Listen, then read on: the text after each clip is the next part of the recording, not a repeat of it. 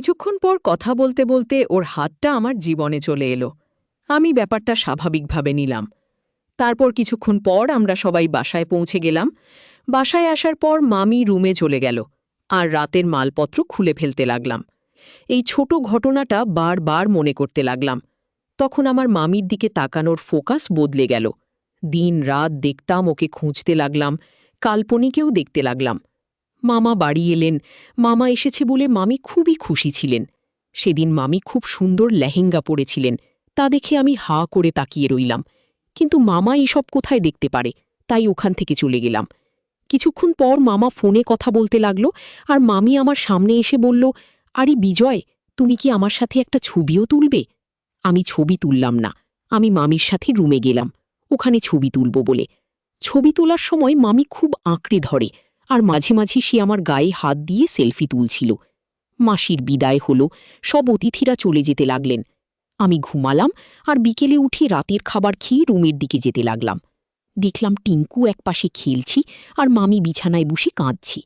আমি তাড়াতাড়ি ওর কাছে গিয়ে জিজ্ঞেস করলাম, কি হয়েছি মাম, তুমি কাঁদছ কেন? কিছুক্ষণ পর বলল, তোমার মামার জন্য। আমি তাকে সান্ত্বনা দেবার চেষ্টা করছিলাম। তারপর সে আমার বুকে মাথা রেখে কাঁদতে লাগল। আমি মনে মনে ভাবছিলাম, কাজ হচ্ছে। কি বলবো, কিছুক্ষণ অপেক্ষা করার পর আমি মামির জীবনে অনেক অভাব বোধ করছিলাম। আমি তার সাথে খোলামেলা কথা বলতে শুরু করলাম। বিকেলে আমরা সবাই একসাথে ছিলাম। মামি আর আমি ফোনে লুডু খেলছিলাম, আর আমি খেলায় জিততে লাগলাম। তারপর মামি আমার ফোন নিয়ে পালাতে লাগল। তারপর আমি বললাম, মামি এটা ভুল, আমি জিতেছি। কিন্তু সে রুমে দৌড়াতে লাগল মজা করে। আমি ওর পিছু নিলাম। মামি খাটে উঠে পড়ল, আর আমিও ওর পিছনে এসে শুয়ে পড়লাম, আর ফোনটা আমার নাগালের থেকে দূরে সরিয়ে দিতে লাগলাম ওর কাছ থেকে ফোন নেওয়ার জন্য। এই জন্য আমরা দুজনে প্রায় আঁকড়ে ধরেছিলাম, আর আমাদের কোনো হুঁশ ছিল না। তারপর হঠাৎ সবকিছু স্বাভাবিক হয়ে গেল, এবং দেখলাম আমরা দুজনেই একে অপরকে আঁকড়ে ধরে আছি। আমরা দুজনেই তাড়াতাড়ি উঠে পড়লাম। তারপর একটু নাটক করে বললাম, ঠিক আছে, তুমি জিতেছ, এখন আমার খিদে পেয়েছে। মামি বলল, তুমি এখানে বসো, আমি খাবার নিয়ে আসছি। এই বলে মামি শাড়ি ঠিক করার পর সেখান চলে গেল। আমি আর মামি একে অপরের খুব কাছাকাছি হয়ে গিয়েছিলাম। খাবার খাওয়ার পর আমি ওখানে শুয়ে পড়লাম। আমি যখন ঘুম থেকে উঠলাম, তখন আমি উঠে গিয়ে দেখি মামি সেখানে আছে, এবং সন্ধ্যার সাথে সাথে গ্রামের আলো জ্বলতে শুরু করেছি। আকাশে চাঁদ উঠতে শুরু করেছি। আমরা দুজনই কথা বলছি। আমি বললাম, আজকে খুব ভালো লাগছে, কফি পেলে মজা হতো। মামি বলল, আমি এখনই নিচে গিয়ে 2 কাপ কফি বানিয়ে আনছি। তারপর আমরা দুজনই যখন কফি খাচ্ছিলাম, তখন সে আমাকে বলল, বিজয়, এত মাসে প্রথমবার আমি এত খুশি হয়েছি। তোর মামা বাড়িতে আসে না, আর বাড়িতে এমন কোনো বন্ধু নেই যাকে আমি আমার মনের কথা বলতে পারি। আরে মাম, সব ঠিক হয়ে যাবে। মাম বলল, আমার স্বামী আছে, কিন্তু আমার জীবনে সুখ নেই। কিন্তু তুমি এসে আমাকে কিছু সুখ দিয়েছ। আমিও খুশি হয়েছিলাম সব শুনে। আর সন্ধ্যাটা ঠিক টাইটানিক মুভির মতন মনে হলো। মনোরম বাতাস বইছিল। আমরা দুজনেই দেখছিলাম। দূরে আকাশে চাঁদ উঠছিল।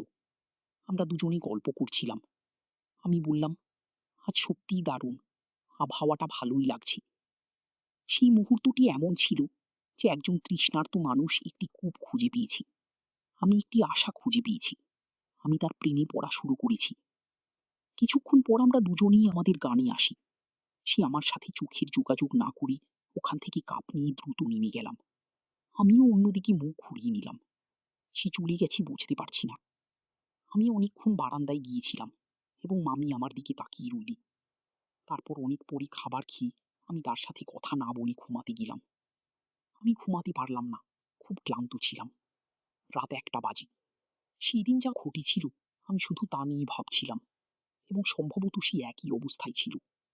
আমি টসনস করছিলাম, কিন্তু কিছুক্ষণ পর আমার ফোনের আলো এলো। আমি অন করে দেখলাম যে আমার মামির মেসেজ এসেছে। তাতে লেখা ছিল, আমি ঘুমাতে পারছি না, আমি অদ্ভুত অনুভব করছি, আমার একটুও ভালো লাগছে না, তুমি কি কিছুক্ষণ আমার রুমে আসতে পারবে? আমি উত্তর দিলাম, ঠিক আছে। তারপর মামি দরজা খুলে দিল। তখন আমি ভিতরে গেলাম, ওখানটায় বিছানায় শুয়ে পড়লাম। ও মৃদু কণ্ঠে দরজা বন্ধ করে দিল। আমি বুঝলাম যে আমার মামিকে খুশি করার সময় নেই মামার। আমার মনে একটা অদ্ভুত প্রশান্তি ছিল, আর আমরা দুজনেই কিছু বলতে চাইলাম। আমরা দুজনে কিছুক্ষণ কথা বললাম, তারপর শুয়ে পড়লাম। কিছুক্ষণ আমাদের দুজনের ভিতরে অনেক কিছু চলছিল, কিন্তু আমরা বিছানায় শুয়ে থাকতে পারিনি। সে আমার দিকে মুখ করে সোফায় বসেছিল এবং আমি তার দিকে তাকিয়ে গিয়ে কিছুক্ষণ কথা বলেছিলাম। একদম যৌবনের দোরগোড়ায় পা রেখেছিলাম। যৌবনের দ্বারপ্রান্তে আমরা দুজনে একই ঘরে ছিলাম এবং সেই সুন্দর রাতটি আমাদের দুজনকে পুড়িয়ে দিচ্ছিল। সে আমার দিকে তৃষ্ণার্ত চোখে তাকিয়েছিল। সময় কেটে যাচ্ছিল এবং স্পষ্ট হয়ে উঠল যে আমার এই ঘরে আসার পিছনে অন্য কিছু ছিল এবং মামি ভালোবাসার ক্ষুধার্ত ছিল। কয়েক মাস ধরে তার ভিতরে আগুন জ্বলছিল। আমার ভিতরেও আগুনের রূপ নেয়। পরের মুহূর্তে মামি তার পল্লুকে আংড়াই দেখাচ্ছিলেন, আর আমিও মামিকে এটা করতে দেখে আমার চোখে আরও হাওয়া হয়ে গেল। সেও প্রচণ্ডভাবে নিঃশ্বাস নিচ্ছিল। আমরা একজন অন্যজনকে খুব শক্ত করে জড়িয়ে ধরলাম এবং পরের মুহূর্তে আমিও মাম খেলা শুরু করলাম। মামি এত খেলল যে আমি এমন খেলা কোনো দিন দেখিনি। তাকে পুরো পাগল লাগছিল। কিছুক্ষণ পর আমরা দুজনেই ঘুমিয়ে পড়লাম। ওর মুখটা ঢেকে গেল একটা অন্যরকম হাসির সাথে। সবকিছু সুখের সাথে হয়ে গেল। তারপর থেকে খুব ভালো দিন কাটতে লাগলো। আমি নিচে এসে মামিকে দেখলাম। সে আমাকে দেখে খুব মিষ্টি হাসি দিল।